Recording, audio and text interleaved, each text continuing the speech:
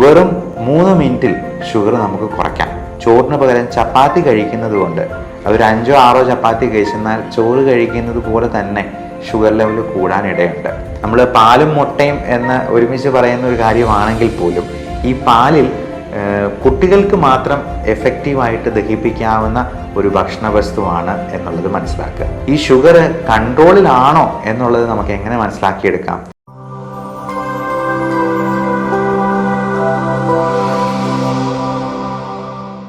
Hello everyone, ഞാൻ doctor Bipin Jose, specialist in pulmonology, diabetology and critical care.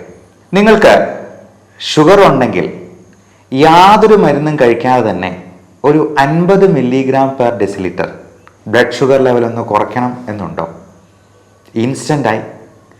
പലപ്പോഴും sugar രോഗികളിൽ പിറ്റേ ദിവസം എന്തെങ്കിലും സർജറി ചെയ്യേണ്ടവർക്ക് കാട്രാക്റ്റിൻ്റെ സർജറിയോ അല്ലെങ്കിൽ ബോൺ റിലേറ്റഡ് ആയിട്ടുള്ള എന്തെങ്കിലും പ്രോബ്ലംസിനുള്ള സർജറിയോ ഒക്കെ ചെയ്യേണ്ടപ്പോൾ എത്ര ഇൻസുലിൻ കൂട്ടിക്കൊടുത്തെന്നാലും, എത്ര ഭക്ഷണം കുറച്ച് കഴിച്ചെന്നാലും, എത്ര മരുന്നുകൾ അഡീഷണൽ ആയിട്ട് ആഡ് ചെയ്തെന്നാലും ഈ ബി പിയും ഷുഗറും ഒന്നും കുറഞ്ഞു വരാതിരിക്കും.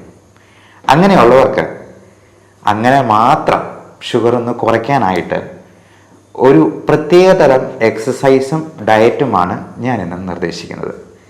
വെറും 3 മിനിറ്റിൽ ഷുഗർ നമുക്ക് കുറയ്ക്കാം. പക്ഷേ ഇത് ഡോക്ടർമാരെ പറ്റിക്കാൻ വേണ്ടി, ഫാസ്റ്റിംഗ് ബ്ലഡ് ഷുഗർ ഒന്ന് കുറച്ച് കാണിക്കാൻ വേണ്ടി മാത്രമാകരുത് കേട്ടോ. അതിന് എല്ലാ ദിവസവും നമുക്ക് പ്രാക്ടീസ് ചെയ്തെന്നാൽ നമ്മുടെ ഡയബറ്റീസ് അത്ര കണ്ട് കൺട്രോളിലാക്കാനായിട്ട് നമുക്ക് സാധിച്ചേക്കും. ഇതിന് വേണ്ട വ്യായാമത്തിൻ്റെ ഒരു പേരാണ് HIIT അഥവാ ഹൈ ഇൻറ്റൻസിറ്റി ഇൻ്റർവൽ ട്രെയിനിങ് എന്ന് പറയുന്ന ഒന്ന്. രണ്ടാമത് ഇതിൻ്റെ ഡയറ്റാണ്. ഇതിന് കഴിക്കേണ്ട പ്രത്യേക തരത്തിലുള്ള കുറച്ച് ഭക്ഷണ കാര്യങ്ങൾ. ഇത് രണ്ടും നമുക്ക് ഇന്നൊന്ന് ഡിസ്കസ് ചെയ്യാം.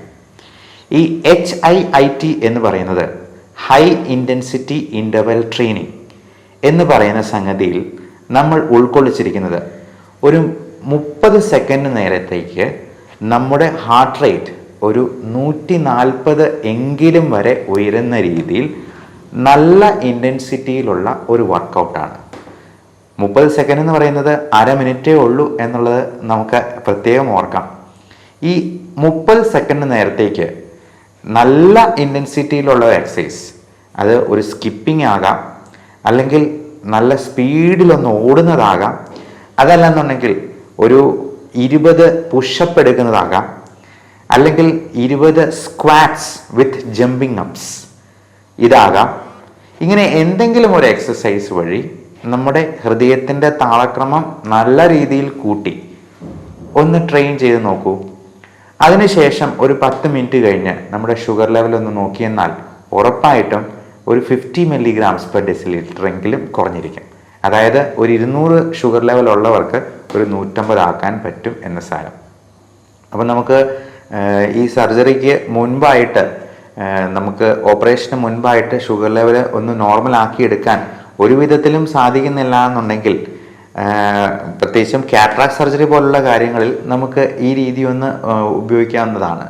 കാര്യം, ഒന്ന് സ്ക്വാറ്റ്സ് എന്ന് പറയുന്ന സിറ്റപ്സ് ചെയ്യാനായിട്ട് പലപ്പോഴും വലിയ പ്രശ്നമൊന്നും ഉണ്ടായിരിക്കത്തില്ല. ഓൾഡ് ഏജിലാണെങ്കിലും നമുക്കത് എഫക്റ്റീവായിട്ട് ചെയ്യാൻ കഴിയുന്നതാണ്. അതോടൊപ്പം ഇതിന് ഉപയോഗിക്കേണ്ട ഒരു ഭക്ഷണക്രമത്തെക്കുറിച്ചും കൂടി നമുക്കിന്ന് ഡിസ്കസ് ചെയ്യാം. നമ്മുടെ ഷുഗർ കൺട്രോൾ ചെയ്യാനായിട്ട് നമ്മൾ തന്നെ ശ്രമിക്കണം എന്നുള്ളതാണ് ഇതിനകത്ത് ഏറ്റവും പ്രധാനമായിട്ടും ഉള്ള സംഗതി. അതിന് ഒരു ഡോക്ടർ എത്രയധികം ഉപദേശങ്ങൾ പറഞ്ഞെന്നാലും, എത്രയധികം മരുന്നുകൾ കൊടുത്തെന്നാലും സാധിക്കുകയില്ല. അതുകൊണ്ട് തന്നെ ഷുഗർ 99% കൺട്രോൾ ചെയ്യാനായിട്ടുള്ള ഒരു വഴിയും കൂടി ഞാൻ ഇതിൻ്റെ കൂടെ പറഞ്ഞു കൊള്ളട്ടെ. അതിന് നമ്മൾ ഇംഗ്ലീഷിലൊരു പേര് വിളിക്കും self monitoring of blood glucose എന്ന്. അതായത് നമ്മുടെ ബ്ലഡ് ഷുഗർ ലെവല് നമ്മൾ തന്നെ ഒരു ഗ്ലൂക്കോമീറ്റർ വെച്ച് നോക്കി എഴുതി വയ്ക്കുന്ന ഒരു രീതി. അതൊരു ഡയറിയിൽ തന്നെ ഒന്ന് എഴുതി വയ്ക്കുന്നത് നന്നായിരിക്കും. ഡേറ്റും ടൈമും ഷുഗർ ലെവലും ഒരു വരിയായിട്ട് തന്നെ കോളം വരച്ചൊന്ന് എഴുതി സൂക്ഷിക്കുക. അത് രാവിലെ ഫാസ്റ്റിങ്ങിലുള്ള ബ്ലഡ് ഷുഗർ നോക്കാം. PPBS, അതായത് ഭക്ഷണത്തിന് ശേഷം 2 മണിക്കൂർ കഴിഞ്ഞിട്ടുള്ള ഒരു ബ്ലഡ് ഷുഗർ ലെവല്. അതോടൊപ്പം 8 മണിക്കൂർ കഴിഞ്ഞിട്ട് 2 തവണയായിട്ടും കൂടി ഒന്ന് നോക്കുക. 3-4 ദിവസം നോക്കുമ്പോൾ തന്നെ നമുക്കിതിൻ്റെ ഫ്ലക്ച്വേഷൻ കൃത്യമായിട്ട് മനസ്സിലാക്കാനായിട്ട് സാധിക്കും. അപ്പോൾ അത് ഭക്ഷണത്തിൽ മാറ്റം വരുത്തിയും എക്സസൈസ് കൂട്ടിയും നമുക്ക് ആ ഷുഗർ ലെവൽ നോർമലൈസ് ചെയ്യാനായിട്ട് കഴിഞ്ഞേക്കും. അതിന് പറ്റിയില്ല എന്നുണ്ടെങ്കിൽ തീർച്ചയായിട്ടും നമുക്ക് മരുന്നുകൾ കഴിച്ചുകൊണ്ട് തന്നെ അത് നിയന്ത്രണത്തിൽ കൊണ്ടുവരാനായിട്ട് പ്രത്യേകം ശ്രദ്ധിക്കണം. ഇനി ഇതിന് കഴിക്കേണ്ട ഭക്ഷണക്രമത്തെ പറ്റിയും പറയണമല്ലോ. അപ്പോൾ നമ്മൾ ഈ സർജറിക്ക് മുമ്പോ അല്ലെങ്കിൽ ഈ ബ്ലഡ് ഷുഗർ ലെവൽ നമുക്ക് നോർമൽ ആക്കേണ്ട അത്യന്താപേക്ഷിതമായ ഈ സാഹചര്യത്തിലോ നമുക്ക് തലേ ദിവസം ചോറ് പോലുള്ള ഭക്ഷണ സാധനങ്ങൾ അധികം കഴിക്കരുത് എന്ന് പ്രത്യേകം ഓർമ്മിക്കുക. ചോറാണെങ്കിലും ചപ്പാത്തി ആണെങ്കിലും മൈദ കൊണ്ടുണ്ടാക്കിയ പൊറോട്ടയാണെങ്കിലും എല്ലാം ഷുഗർ ലെവൽ കൂട്ടുന്നത് തന്നെയാണ്. ചോറിന് പകരം ചപ്പാത്തി കഴിക്കുന്നത് കൊണ്ട് അതൊരു 5 or 6 ചപ്പാത്തി കഴിച്ചെന്നാൽ ചോറ് കഴിക്കുന്നത് പോലെ തന്നെ ഷുഗർ ലെവൽ കൂടാനിടയുണ്ട്. നല്ല തവിടോട് കൂടിയ കാർബോഹൈഡ്രേറ്റ്സ് എന്തെങ്കിലും കഴിക്കുന്നതാണ് ഷുഗർ രോഗികൾക്ക് ഏറ്റവും നല്ലത്. ഈ പറഞ്ഞതുപോലെ സർജറിക്ക് തൊട്ട് തലേ ദിവസം നമ്മൾ കാർബോഹൈഡ്രേറ്റ്സ് ഒന്നും അടങ്ങിയത് അധികം കഴിക്കരുത് എന്ന് പ്രത്യേകം മനസ്സിലാക്കുക. പകരം നമുക്ക് നല്ല പ്രോട്ടീൻ റിച്ച് ആയിട്ടുള്ള ഒരു മുട്ടയുടെ ഓംലെറ്റോ 1 or 2 എഗ്ഗ് കഴിക്കുന്നത് കൊണ്ടും അതിന് കുഴപ്പമില്ല. അതേപോലെ നട്ട്സ്, അത് കാഷ്യൂ നട്ടോ ബദാമോ അല്ലെങ്കിൽ മുളപ്പിച്ച പയറോ കഴിക്കാവുന്നതാണ്. നല്ല പ്രോട്ടീൻ റിച്ച് സോഴ്സസ് ആയിട്ടുള്ള ചണവിത്തുകൾ പോലുള്ള സാധനങ്ങൾ നമുക്ക് വിപണിയിൽ നിന്ന് അവൈലബിൾ ആണ്. ഫാറ്റ് തീരെ കുറഞ്ഞിട്ടുള്ള ചീസ് അല്ലെങ്കിൽ ഡയറി പ്രോഡക്ട്സ് ഒക്കെ നമുക്ക് ഷുഗർ കുറച്ച് നിർത്താനായിട്ട് കഴിക്കാവുന്നതാണ്. അതോടൊപ്പം ക്യാരറ്റ്സ്, പ്രത്യേകിച്ചും ബേബി ക്യാരറ്റ്സ് എന്ന് പറയുന്ന, അല്ലെങ്കിൽ ബെറീസ്, അല്ലെങ്കിൽ ടൊമാറ്റോസ്, ഇങ്ങനെ അടങ്ങിയിട്ടുള്ള സാധനങ്ങൾ, അധികം മധുരമില്ലാത്ത പഴങ്ങൾ, പച്ചക്കറികൾ, സാലഡ്, യോഗട്ട് അല്ലെങ്കിൽ തൈര്. പാല് കുടിക്കുന്നത് പക്ഷേ ഷുഗർ കൂട്ടാനിടയുണ്ട്. പാല് എന്ന് പറയുന്നത് ഷുഗർ രോഗികൾക്ക്, പ്രായമായവർക്ക് പ്രത്യേകിച്ചും നല്ല ഒരു ഭക്ഷണമല്ല എന്നുള്ളത് മനസ്സിലാക്കുക. നമ്മൾ പാലും മുട്ടയും എന്ന് ഒരുമിച്ച് പറയുന്ന ഒരു കാര്യമാണെങ്കിൽ പോലും ഈ പാലിൽ കുട്ടികൾക്ക് മാത്രം എഫക്റ്റീവായിട്ട് ദഹിപ്പിക്കാവുന്ന ഒരു ഭക്ഷണ വസ്തുവാണ് എന്നുള്ളത് മനസ്സിലാക്കുക. എന്നാൽ തൈര് അതുപോലെയല്ല. അത് ഫെർമെൻറ്റ് ചെയ്യുമ്പോഴേക്കും അതിൽ നമ്മുടെ കുടലിന് ആവശ്യമായിട്ടുള്ള ലാക്റ്റിക് ആസിഡ് ബാസിലസും കൂടി ചേർന്നാണ് വരുന്നത്. അതുകൊണ്ട് തന്നെ നമുക്ക് തൈര് കൂടുതൽ കഴിക്കുന്നത് കൊണ്ട് കുഴപ്പമില്ല. പക്ഷേ തൈരിനോട് അലർജിയോ കഫക്കെട്ട് പോലുള്ള പ്രശ്നങ്ങളോ ഉള്ളവർക്ക് തൈരും ഒത്തിരി കൂട്ടുന്നത് അഭികാമ്യമായിരിക്കത്തില്ല. അതുപോലെ തന്നെ മോര് പോലത്തെ സാധനങ്ങൾ. അപ്പോൾ കഴിക്കാവുന്ന ഭക്ഷണങ്ങൾ എന്തൊക്കെയാണ് എന്നുള്ളത് നോക്കി സർജറി പോലുള്ള വളരെ അത്യന്താപേക്ഷിതമായിട്ടുള്ള കാര്യങ്ങളിൽ നമുക്ക് ഷുഗർ ലെവൽ കുറച്ച് നിർത്താനായിട്ടാണ് ഞാൻ ഈ പറഞ്ഞ രീതി അവലംബിക്കാവുന്നത്. നമുക്ക് ഇത് ഡെയിലി ഇങ്ങനെ തന്നെ അത്താഴത്തിന് നമ്മൾ കാർബോഹൈഡ്രേറ്റ്സ് പൂർണ്ണമായിട്ടും ഒഴിവാക്കിക്കൊണ്ട് സാലഡ് മാത്രം കഴിച്ചുകൊണ്ട് ഈ രീതി പിന്തുടർന്ന് നമ്മുടെ ഷുഗറിനെ വരുതിയിലാക്കാനും കഴിയും. ഈ ഷുഗർ കൺട്രോളിലാണോ എന്നുള്ളത് നമുക്ക് എങ്ങനെ മനസ്സിലാക്കിയെടുക്കാം? ഞാൻ ഈ പറഞ്ഞ രീതിയൊക്കെ പരീക്ഷിച്ചിട്ട് നിങ്ങളെ ചികിത്സിക്കുന്ന ഡോക്ടറെ പറ്റിക്കാം എന്നങ്ങ് ധരിച്ചു കളയരുത്. അങ്ങനെയുള്ളവരെ പിടിക്കാനായിട്ട് നമുക്കൊരു ടെസ്റ്റ് ഉണ്ട്.